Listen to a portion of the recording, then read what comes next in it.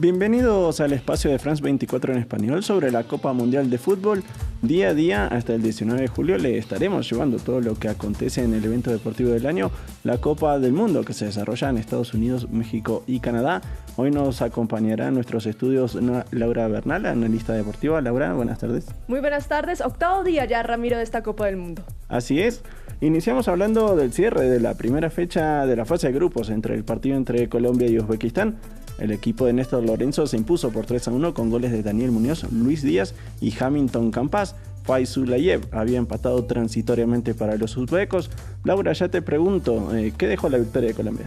Realmente dejó sensaciones positivas en cuanto al resultado, que era lo que tenía que hacer el equipo de Néstor Lorenzo, dar ese primer paso de ganar los 3 primeros puntos, aunque en cuanto al juego y lo que fue la transición de los 90 minutos, hubo algunas dudas, sobre todo en la primera parte, en donde el equipo colombiano no lograba romper las líneas del equipo de Uzbekistán.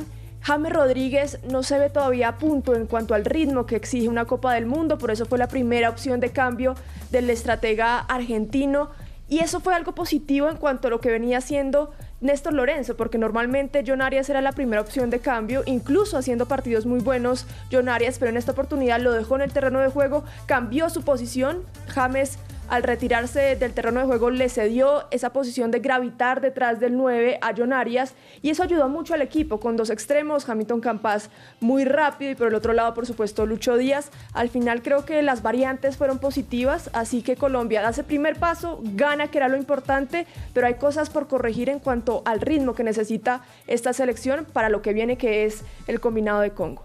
Vos bien decías que hay cosas para mejorar. ¿En qué se podría puntualizar para no sufrir o complicarse, como ayer contra un rival que prácticamente no tenía nada? Sí, al final creo que lo importante es que Colombia mantenga su esencia que hizo en Copa América, que era la intensidad de juego y los movimientos rápidos de un lado al otro, con profundidad, con rupturas de marca, con rupturas también profundas, porque en este partido se vio esa fase de ataque muy lenta, y creo que uno de los problemas que ha tenido los ataques poderosos, caso España, también por momentos Portugal, en este caso Colombia, es que no logran tener ritmos que vayan más allá de lo que le propone el rival, que es replegarse, esperar atrás, mantener un bloque compacto. Así que Colombia para el próximo partido tiene que mejorar mucho más esto, tener más movilidad en el frente de ataque, y en el gol se vio cuando en el primer anotación Daniel Muñoz hace esa diagonal hacia adentro, toma la posición de 9, algo sorpresivo para la línea de defensa de Uzbekistán, y ahí estuvo la clave, y creo que eso es lo que tiene que repetir para el siguiente partido. Como bien decíamos, esta victoria de Colombia cerró la primera fecha de la fase de grupos del Mundial. Laura, ¿qué balance se puede hacer del desempeño de los equipos europeos? Porque fueron excepciones las selecciones que rindieron al nivel del que se esperaba.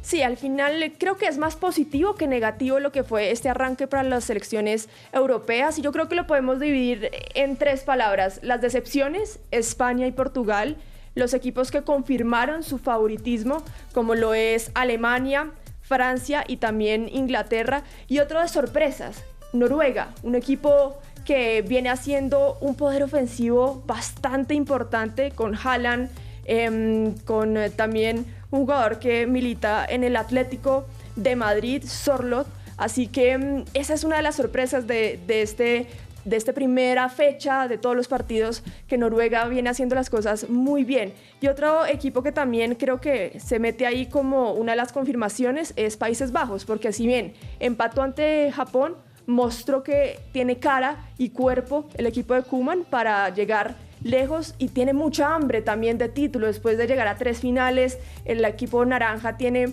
esa sensación y esas ganas de deseo de título, y se le notó al equipo europeo en esta primera salida.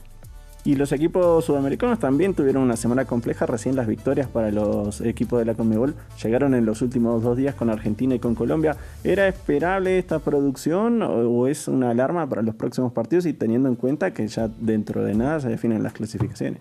Bueno, al final es el cómo se pierde o cómo se empata, y creo que el cómo perdió Paraguay sí dejó una sensación muy amarga para el cuadro paraguayo de Gustavo Alfaro, porque realmente fue apabullado por Estados Unidos, y creo que esa es la gran sensación negativa que deja en cuanto a los equipos de Conmebol. Uruguay empató, Brasil también igualó, pero el cómo de Uruguay creo que fue mejor, tuvo sensaciones positivas en el terreno de juego, al final se le escapa el triunfo. El cómo de Brasil también es preocupante porque Marruecos lo desdibujó completamente en el terreno de juego, así que es un balance creo que no tan negativo por la sensación de lo que dejó también Argentina y Colombia, lo que puede llegar a ser Ecuador más allá de la derrota. Esa sí es la derrota más significativa que podemos decir, porque después de Brasil y Argentina, Ecuador es el equipo que más jugadores tiene en el fútbol de la élite. Tiene jugadores en el Milan, en el PSG, en el Arsenal, en el Chelsea, Moisés Caicedo.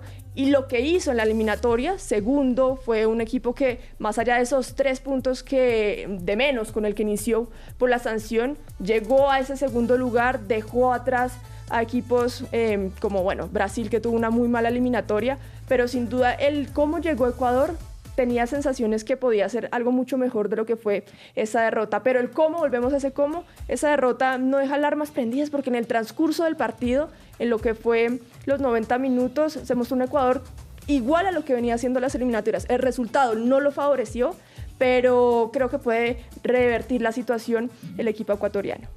Y de las otras confederaciones, ¿cuál te sorprendió más? ¿África? ¿Los equipos asiáticos también estuvieron bien? Sí, pero creo que África dejó puntos más altos, y sobre todo Marruecos, que revalida el por qué fue semifinalista en Qatar, revalida porque llegó a la final de la Copa Africana y tiene una huella de equipo de Premier en la parte de atrás, con 3 jugadores que militan en la Premier League, uno que es de la PSG como lo es Hakimi, pero ahí se ve un equipo que tiene una fortaleza defensiva muy grande. Fue el equipo que menos goles recibió en las eliminatorias, el que más marcó, entonces se ve un equilibrio bastante fuerte, y en el terreno de juego dejó realmente apabullado a Brasil, y creo que Marruecos es uno de esos equipos a tener en cuenta, a seguir a lo largo de esta Copa del Mundo.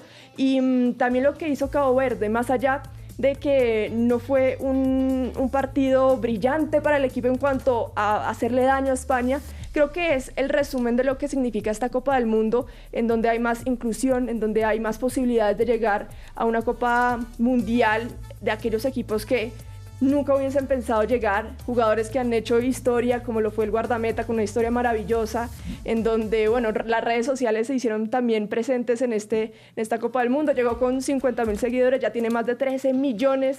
Creo que es la parte linda de lo que significa esta Copa del Mundo en cuanto a la inclusión y la diversidad que puede haber en una cita orbital. Genial, Laura, ya volvemos porque cambiamos, porque la actividad en este mundial no para. En el inicio de la segunda fecha, Suiza goleó 4-1 a Bosnia en California en un vendaval, que fue el último cuarto de hora del partido. Después de 60 minutos monótonos y de mal juego de ambos equipos, los helvéticos salieron revitalizados tras la pausa de hidratación. En esa pausa, el entrenador metió 3 cambios, entre ellos los ingresos de Rubén Vargas y Johan Manzambi, quienes fueron claves para el tramo final.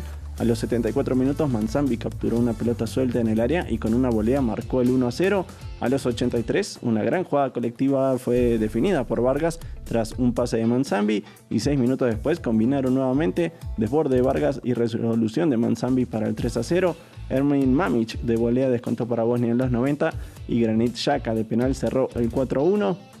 Hubo, además de otro partido antes que abrió la jornada con una nueva baja producción de República Checa. Los europeos igualaron 1-1 contra Sudáfrica en la apertura de la segunda fecha del Mundial. Los checos, que venían de una remontada en contra Corea del Sur, quedaron nuevamente en deuda. Como en el debut, iniciaron ganando con un gol de Mijal Sadilek a los 6 minutos del partido, luego de un desajuste defensivo de los Bafana Bafana, que perdieron con México en el juego inaugural. Sin embargo, pese al panorama favorable y a jugar mejor, no pudo ampliar la diferencia. Ya en el complemento con el equipo retrasado, Sudáfrica encontró la vía del empate a través de un penal ejecutado por Teboho Mokoena a los 82 minutos de partido. A este jueves mundialista aún le quedan 2 partidos por disputarse. Canadá enfrentará a Qatar en Vancouver y México se enfrentará a Corea del Sur en Guadalajara. Mañana Estados Unidos en Seattle abrirá el viernes con Australia. Escocia chocará con Marruecos, Brasil buscará su primera victoria contra Haití y el día lo cerrará Paraguay buscando la recuperación ante Turquía. Esto fue todo por el momento. Volveremos más adelante con más actualizaciones en France 24 y France24.com.